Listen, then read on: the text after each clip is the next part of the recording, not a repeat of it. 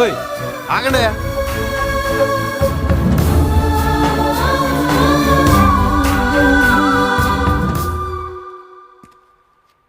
ఏంటన్నా బొత్తుగా నలుగురు తీసుకెళ్తున్నారు? నలుగురు కాక 400 మంది తీసుకెళ్తారా? ఏదో అనాశం అయ్యా. ఓ, అనాథ సేవ. అన్నా, బతికినంతకాలం ఎన్నో కష్టాల్లో బతుకుతాం. చావన్నా సుఖంగా ఉండాలన్నా. అందరూ నవ్వుతూ ఆడుతూ పాడుతూ పంపాలి. మా అమ్మ చెప్పింది. నేను చివరిదాకా వస్తాను. ఇక్కడ బాజాలు ఏమైనా దొరుకుతాయా?